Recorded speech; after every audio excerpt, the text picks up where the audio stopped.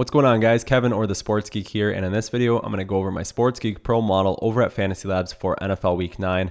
And this week I'm going to take a look at the quarterback position, and I'm going to talk about 4 quarterbacks that are definitely in play for tournaments this week, and they're actually the 4 quarterbacks that rank highest in the Sports Geek model.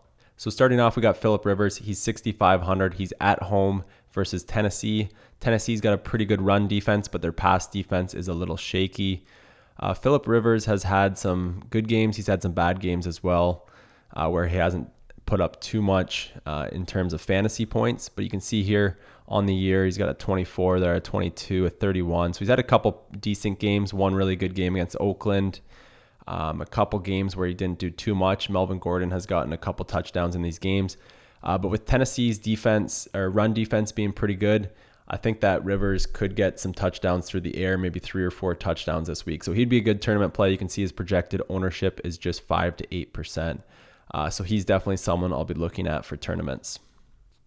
Next up here, we got Dak Prescott. I talked about him in my video. I like him quite a bit this week, and it might be a good pivot off of Ezekiel Elliott for tournaments. You could do a double stack with Prescott, Elliott, and maybe one of the receivers like Dez Bryant. But you could completely fade Ezekiel Elliott in a lineup that you have Prescott in because Elliott will be pretty highly owned. So you could put Prescott in a couple lineups and not play Elliott and kind of hope that they get their touchdowns through the air against Cleveland. I could see it going either way. Cleveland's pass defense is just as bad as their run defense.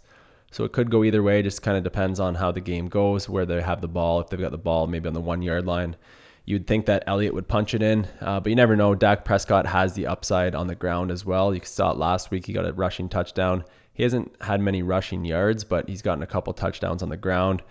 He's coming off his best game fantasy-wise, where he put up 28 points against Philadelphia.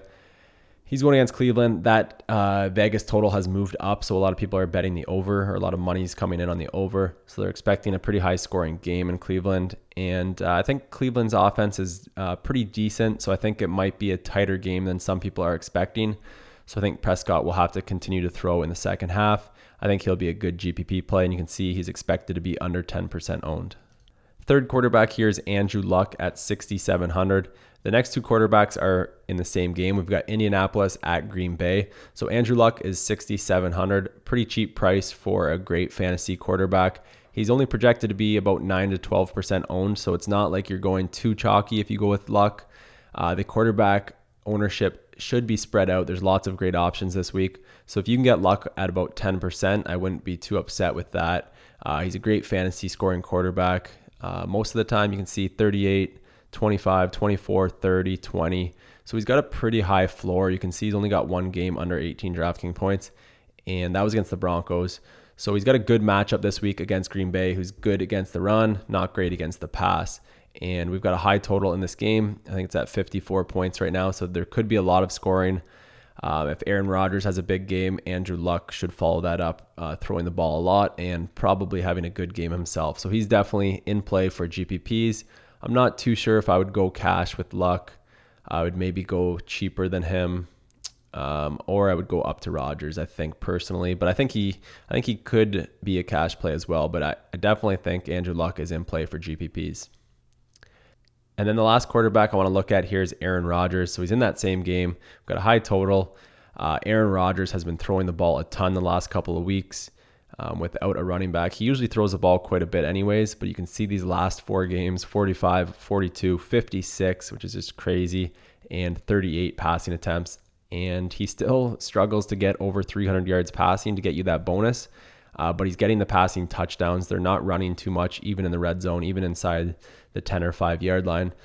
So Aaron Rodgers has the ability to throw for 3 or 4 touchdowns. We've seen it quite a bit in his career. If you look at his game logs here, not too much over the past year, but the last couple games, especially without a really good running back in the backfield for Green Bay, he's been throwing a ton and throwing a lot of touchdown passes. And I think that will continue this week against Indianapolis, who has a very bad defense overall, and they're bad against the pass as well. So he'll be probably the highest owned quarterback of the week, but definitely someone who is in play for cash and GPPs.